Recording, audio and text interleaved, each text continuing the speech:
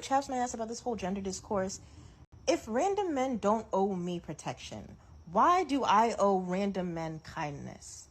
Why am I expected to be kind and sweet and polite to a man who would gladly watch me bleed out in the street? I mean, human decency much, ma'am? Lord have mercy. Certain women here and there who are going viral or getting a lot of views because the algorithm go crazy on Twitter and TikTok. I don't know how that happens. If y'all real ones, go ahead and hit that like button for me real quick. It helps me out. Thank you. People are giving attention to the likings of these toxic ass women. And they get on these platforms in their 30s. We ain't even talking about women in their early 20s, 18, 19. You know what I'm saying? With this type of immaturity, these are women who are fully developed, have children, have to maintain a household, in their early 30s, mid 30s, probably at the peak of their careers, some of them, but yet still don't know how to talk to a man, still don't know how to develop and maintain their own emotions, don't know how to communicate their own emotions, and they spew out their trauma on social media, expecting people to back them up and agree with them. And because they have an echo chamber in the comment section, they think that's validity. For other people to also, relate to your own trauma because they're also traumatized does not mean that you are valid in what you say. It doesn't hold any type of credibility. I always use the example that if I walk into a church and I say hail Satan and everybody says Jesus is Lord, just because everybody in the whole, it's been so long since I've been to a church, I don't even know what it's called. Just because the whole congregation agrees that Jesus is Lord and they cast me out of the church because I say hail Satan does not hold any validity or credibility to how they think. It's literally just who outnumbers who.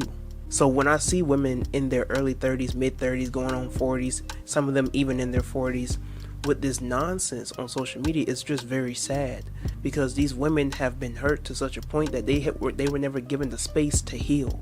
They were never given the space to really reflect on who they are as women, as who they are as beings in this world. They go on social media, and because of their hurt and their trauma and their experiences with trashy men or family members or whatever the case is, they have come to a conclusion that men are trash, men can't do nothing for them, they have to do it all on their own. They don't feel like a man is even owed just a smile. Do you know how hurt you gotta be in this world to not even give the human decency of a smile to a man? You have to be really hurt. You really have to be really hurt to every time you have an interaction with a black man, you talk down to him. You inferiorize him. You minimize him. You talk to him like he's a boy. It's this mammy concept that some of these toxic women have, where some of these women or some of these men even have a disdain for black women. That's not to validate their disdain, because it goes both ways. Both of y'all need to heal.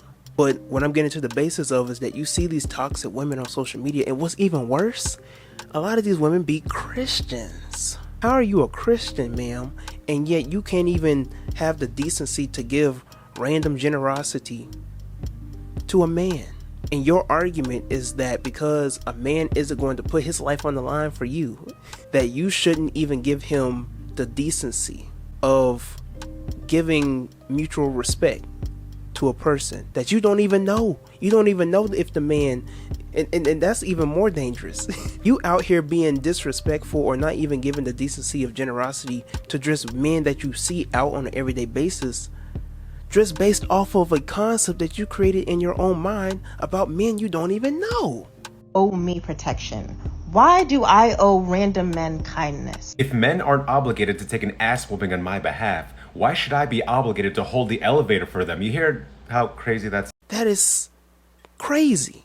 So you out here being randomly rude to black men. Randomly being disrespectful to black men. Not even giving them a smile. Not telling them hello when they tell you hello. Not telling them good morning when they tell you good morning. Not giving the same amount of respect when they give you respect. And men are watching this. Your future husband, your future man, the man that you naming up and down, and these are the qualities you look for in a man. He's watching you as well. Do you think that he wants a woman by his side that can't even give mutual respect and generosity to the next person? We're talking about men. Are men not people? This is like when Ice Cube was on Fox Soul, and he's like, I'm trying to fight for black people. And the women were like, what about the black women? And Ice Cube was like, aren't black women black people too? So with the cocktails with the queen. So-called queens. Y'all don't even have the attributes to even be considered so. Everybody gotta stop calling themselves a king and a queen, and y'all out here reaching for a hug and a handout. Shit don't work like that. You're supposed to be ruling over these people. It's not supposed to be the other way around, but we don't understand that. There's a reason for that. It wasn't to have you defend or not defend Donald Trump. It was about, I care about what's in this contract with Black America for women, and it's not, we're not mentioned at all in the contract with Black America. And you are mentioned. I mean, when you mention black people, you mentioning black women. So yeah, I can't understand that Ice Cube literally had to explain that situation. But what these pro-blacks, the internet warriors, and everybody that's running behind these women because y'all hoping that y'all could slide into some so-called pro-black pussy and whatnot, they're feminists first. Fellas, they don't give a shit about the straight so-called black men. They put the homosexual over us. You heard? They care about their interests as if they got the biggest plight on the planet Earth. Meanwhile, the only problem that they seem to have is keeping their legs closed, along with their mouth. The two biggest mouths they have, they got a problem keeping it closed.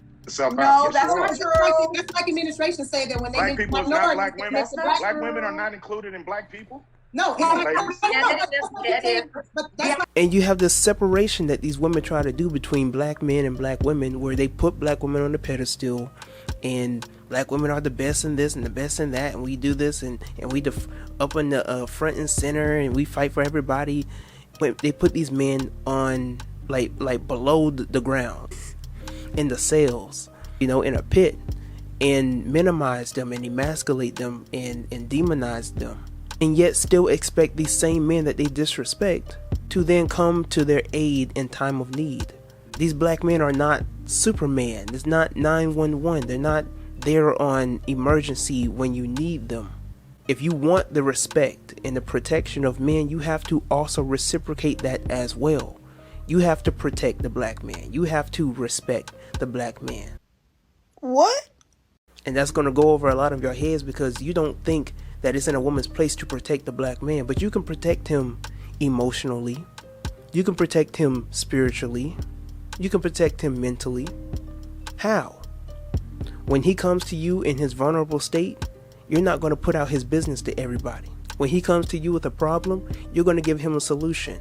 When he's up and raging and he's not acting in his character, you can speak some sense into him and calm him the fuck down. That's how you can protect the black man. But you are so egotistical and so arrogant that you can't even put yourself aside and help out your man, much less any man. You're supposed to be a Christian woman. A lot of these women out here who are bitter and toxic and talk like this claim they're God first and Jesus follows me, or I follow Jesus. And I love God. You don't love God? What's wrong with you? Go to church and I talk to God. No, you don't.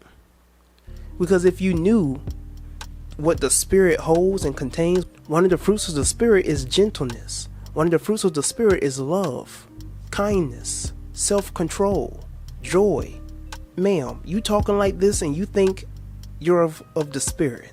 You think Jesus is with you. Jesus is more with me than you. And I got Baffy behind me. In the Bible, it tells you that how can you say that you love God who you have not seen and yet hate your brother who you see every day? The good book says that you can do all the good things in the world. You can heal the sick. You can do all these good things for people, and you could be a ride or die. But if you don't have love, you just making noise. And yet you out here with the nonsense. What did Jesus say? You judge a tree by the fruit that it bears. What type of fruit are you putting out here in the world? Think about it.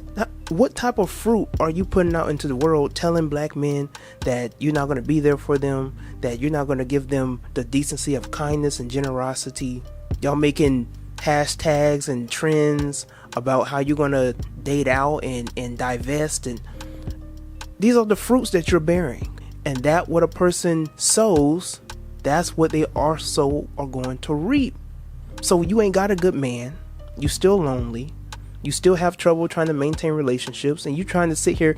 God is me again. Where are the good men? I'm being paid. He ain't paying you no mind. The universe is giving you, God is giving you exactly what you are asking for. Because you have made it clearly and evidently known that you can't handle, nor do you want, nor do you deserve, and nor are you looking for a good man. And then vice versa, ain't no good man looking for your ass. I'm just saying. Tyrone.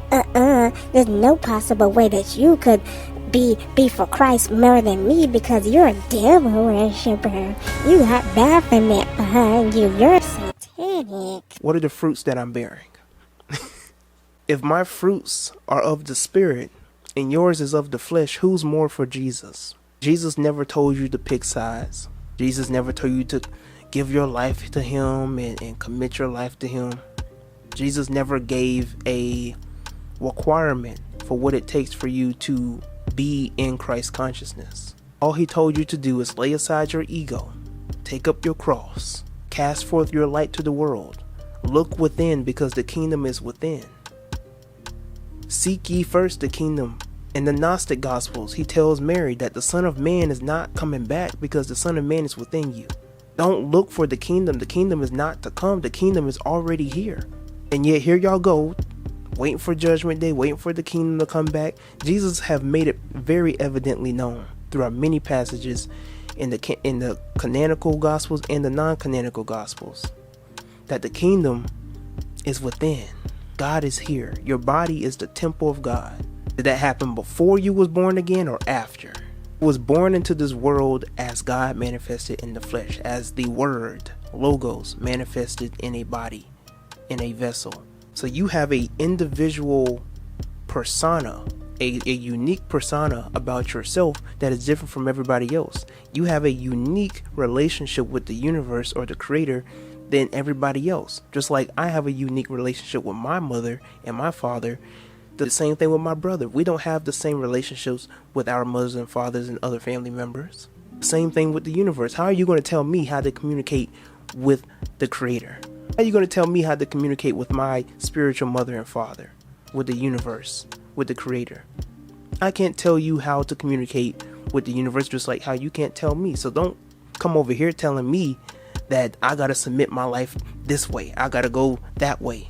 What if the creator already let me know where I need to be spiritually? Everybody has a different relationship with the creator.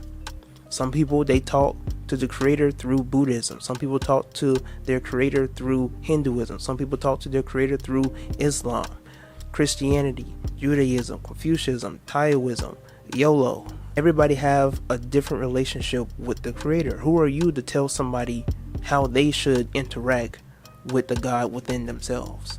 It's beyond me. Let me know how you feel about this in the comments below. Make sure you like the video and share this video with a friend or two. And until next time, I got this video up here to view. You don't want to miss that one. Alright? Till next time. We out. Why do I owe random men kindness? If men aren't obligated to take an ass whooping on my behalf, why should I be obligated to hold the elevator for them? You hear how crazy that's